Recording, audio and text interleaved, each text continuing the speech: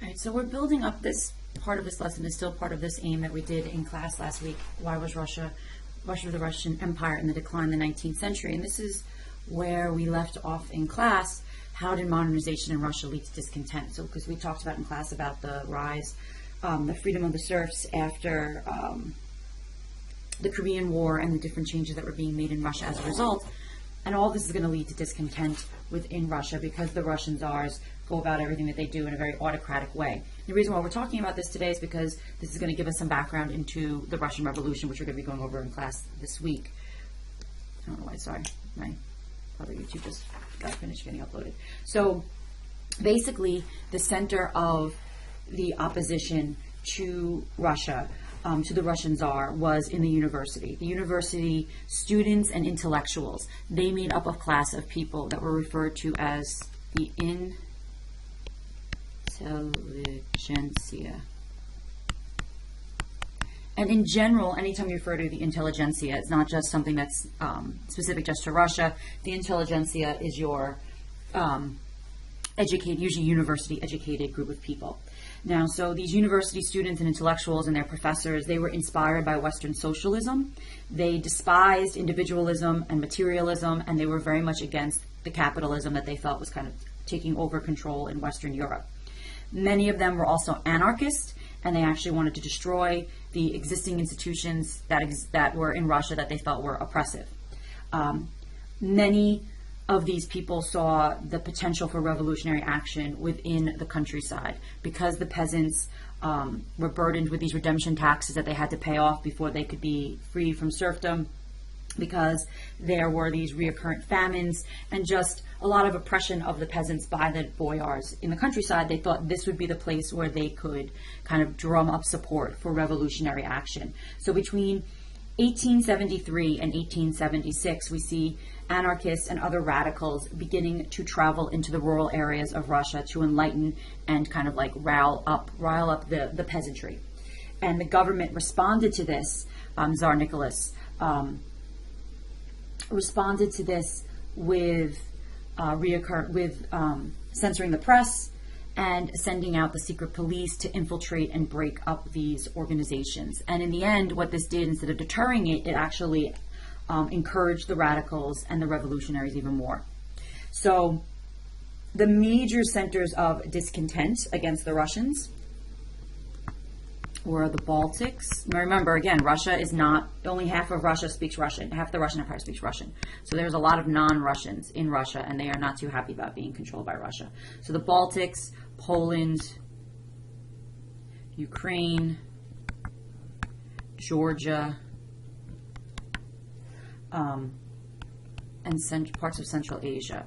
These areas is where you start to see the most dissent beginning to grow, because not only did they oppose the Tsar because they thought the Tsar was too oppressive, but they also opposed the Tsar on ethnic grounds, on political grounds, and social grounds. The schools are where we start to see becoming foundations of these separatist movements. So, and they began to sought autonomy from the Russian Empire. They wanted self-rule from the Russian Empire. During this time period, we see a lot of anger targeted at the Jews, and we see something that's referred to as a pogrom. And pogroms are like condoned, organized riots, kind of sponsored by the government. So you're in a Jewish village, and all of a sudden the military is going to run into your village, burn down a couple of houses, beat up some people, and then like leave as quickly as they came in. And the Russian government would use this to kind of never let the Jewish people within Russia gain a sense of comfort. So these would happen randomly. You never knew when they were going to happen. So it kind of always kept the Jewish population on edge. Many Jews actually migrated to Western Europe and the U.S. during this point because of how badly they were treated in Russia. And actually, if you think about it, the Jews that actually left and went to the U.S. were probably the best off out of all these people, because they were the ones that got to escape the later Holocaust. We also start to see in 1876 a party called the Land and Freedom Party begin to develop within Russia. And what they promoted was assassination of prominent government officials in order to pressure the government and force the government into reform. And I misspoke before when I said that Nicholas was the Tsar. It was actually Alexander II, who in 1881, was assassinated. The Land and Freedom Party exploded a bomb underneath his carriage, killing him. So now Alexander II was considered the Tsar Liberator. If you remember, he was the one that freed the serfs. So his assassination actually ended any attempts at reform, and his successor, Alexander III, took on an even stronger policy of repression. Now, at the same time, Alexander III and Nicholas II, while they're trying to repress all these new movements that are beginning to develop in Russia against the Tsar, they're also still, again, like we talked about in class, trying to industrialize and maintain, their perceived position in Europe. As a result, we start to see a small group of proletariat. Now, if you remember from when we talked about Marxism, when we were talking about 1750, 1900 and the growth of industrialization, in regards to Marxism, the proletariat is your working class. So a small proletariat began to emerge in Russia. But when I say small, it's like 3 million people out of a population of like 100 million people. So a very tiny percentage of the population.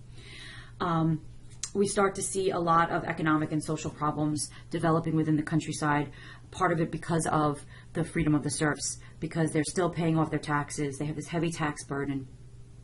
And a lot of the peasants own their lands communally, and they didn't own enough land to actually live off of, and they were forced to work off of the large estates of the boyars, so they still were kind of in the same position that they had always been in.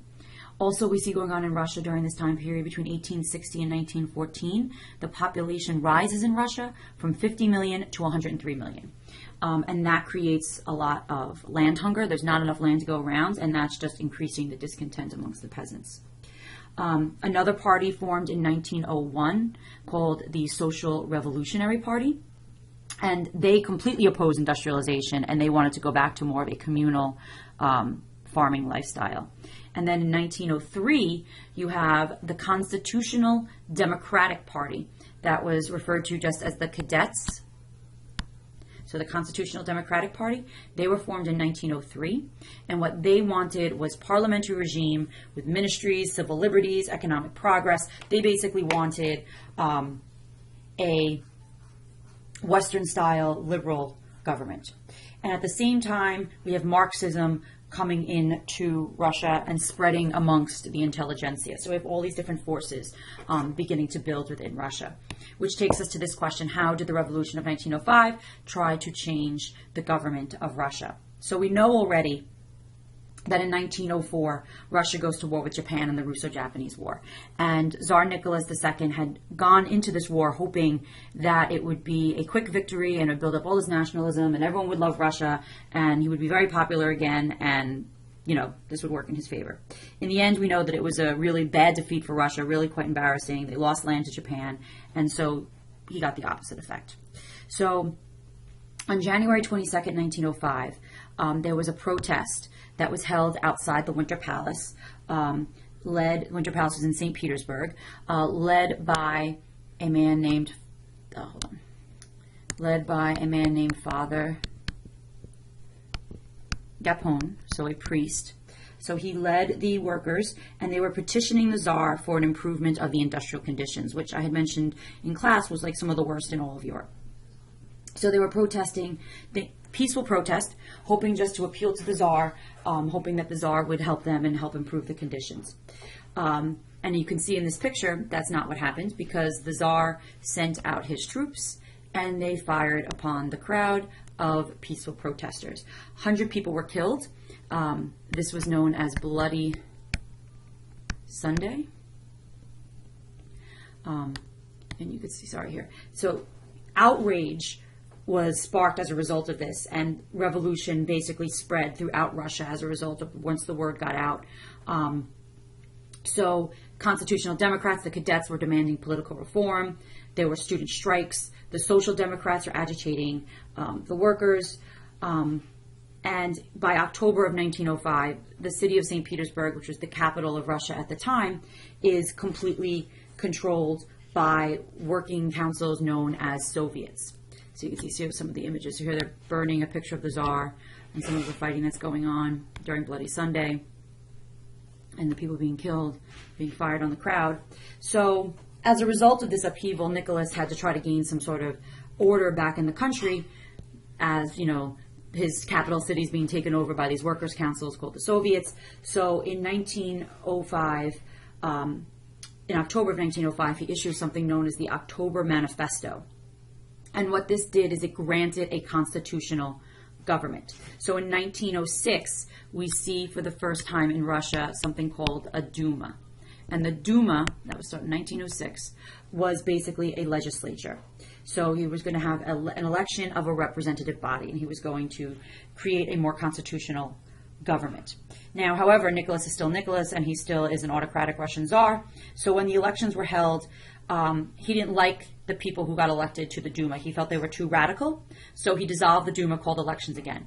Still didn't like the group he got, dissolved the Duma, and then called the elections again.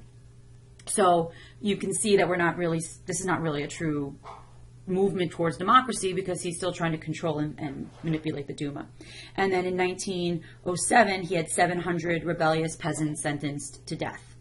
And so what we see here is just, you know, the peasants and the lower and the intelligentsia and all these different radical groups were not getting what they were wanting, and radicalism was beginning to grow more and more in Russia.